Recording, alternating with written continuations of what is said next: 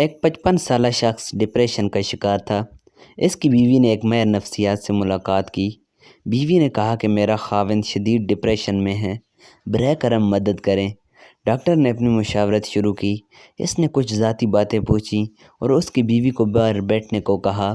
صاحب بولے، میں بہت پریشان ہوں، دراصل میں پریشانیوں سے مغلوب ہوں، ملازمت کا دباؤ، بچوں کی تعلیم اور ملازمت کا تناؤ، ہوم لون، کار لون، مجھے کچھ پسند نہیں، دنیا مجھے پاگل سمجھتی ہے، لیکن میرے پاس اتنا سامان نہیں جتنا کہ ایک کارتوس میں گولیاں، میں بہت اداس اور پریشان ہوں۔ یہ کہہ کر اس نے اپنی پوری زندگی کی کتاب ڈاکٹر کے سامنے کھول دی۔ پھر ڈاکٹر نے کچھ سوچا اور پوچھا کہ آپ نے 10ویں جماعت کس اسکول میں پڑھی؟ اس شخص نے اسے اسکول کا نام بتایا۔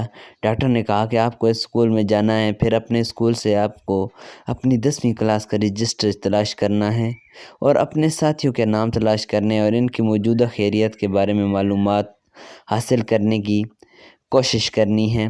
ایک ڈیری میں تمام معلومات لکھیں اور 1 مہینے کے بعد مجھ سے ملیں۔ وہ شخص اپنے اسکول گیا، رجسٹر ڈھونڈنے میں کامیاب رہا اور اسے کاپی کروایا۔ اس میں 120 نام تھے۔ اس نے 1 مہینے میں دن رات کوشش کی، لیکن وہ بمشکل 75 ہم جماعتوں کے بارے میں معلومات جمع کرنے میں کامیاب رہا۔ ان میں سے 20 مر چکے تھے، 7 رانڈوے اور 13 طلاق یافتہ تھے۔ 10 ایسے نکلے جو کہ بات کرنے کے قابل بھی نہیں تھے۔ 5 اتنے غریب نکلے کہ کوئی ان کا جواب نہ دے سکا۔ 6 اتنے امیر نکلے کہ اسے یقین بھی نہیں آیا۔ کچھ کینسر میں مبتلا تھے، کچھ فالج، ذیابیطس، دمہ یا دل کے مریض تھے۔ کچھ لوگ بستر پر تھے جن کے ہاتھوں، ٹانگوں یا ریڑھ کی ہڈی میں چوٹیں آئی تھیں۔ کچھ کے بچے پاگل، آوارہ یا بیکار نکلے۔ ایک جیل میں تھا۔ ایک شخص 2 طلاق کے بعد تیسری شادی کی تلاش میں تھا۔ 1 ماہ کے اندر 10ویں جماعت کا رجسٹر اذیت بیان کر رہا تھا۔ ڈاکٹر نے پوچھا، اب بتاؤ تمہارا ڈپریشن کیسا ہے؟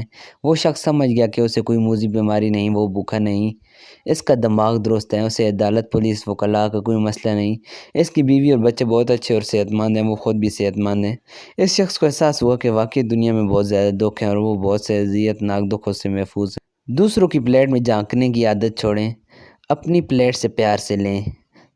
دوستو، اس چینل کو سبسکرائب کریں، ویڈیو اچھی لگے تو اس کو لائک کریں اور دوستوں کے ساتھ بھی ضرور شیئر کریں۔